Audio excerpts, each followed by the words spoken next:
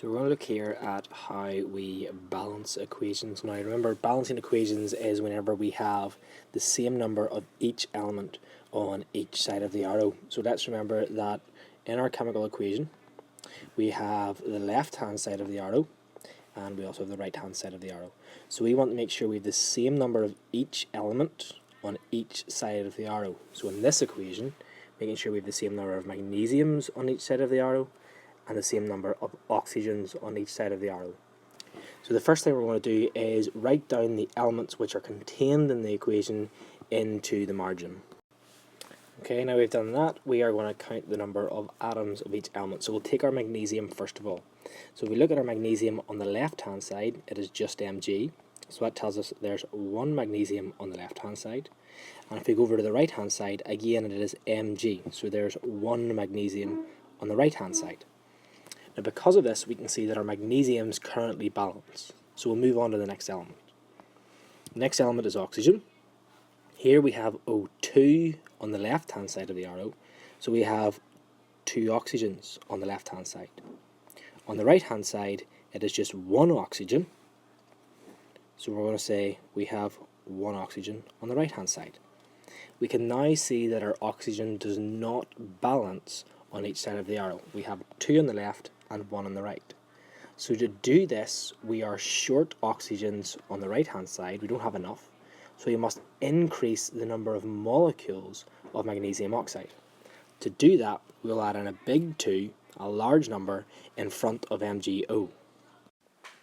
Now, remember whenever you're balancing equations, you must only add in a big number. You must not add any small numbers in like there is here with the O2. If you add in a small number, you're actually changing the formula. So remember, if you're balancing equations, it's a big number. Now, if we look at our numbers again, our numbers will now change. So we'll look at each element individually again. First of all, let's look at the magnesium each side. So our magnesium on the left hand side hasn't changed. It's still one magnesium on the left hand side. However, putting in this big 2 will change the number of magnesiums on the right hand side of the arrow. So we now have 2 magnesium on the right hand side of the arrow. We also will have changed our number of oxygens. So on the right hand side, we now have 2 oxygens, not 1, because this big 2 will apply to everything inside MgO.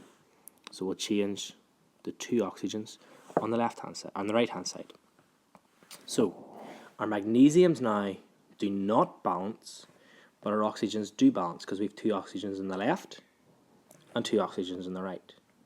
So we're going to have to now change the number of magnesiums on the left hand side of the arrow because we've 1 on the left of the arrow and 2 on the right of the arrow. So to do that, again, we're going to add in a big number in front of our Mg on the left hand side. Again, that's going to change the number of magnesiums on the left hand side. So we'll change our 1, which is now going to become 2 magnesiums on the left hand side. So looking again at each element, so every time you add in a big number, look at the number of each element on each side of the arrow every time. So we have 2 magnesiums on the left, 2 on the right. That balances. Look to the next element. We have 2 oxygens on the left, 2 oxygens on the right. That balances. That means that our balanced symbol equation is 2Mg plus O2 goes to 2MgO.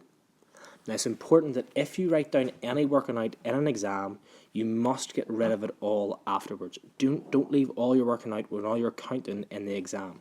So I'm going to remove all that. So then I have my equation tidied up, I can write that down for my exam. And that's how you balance equations.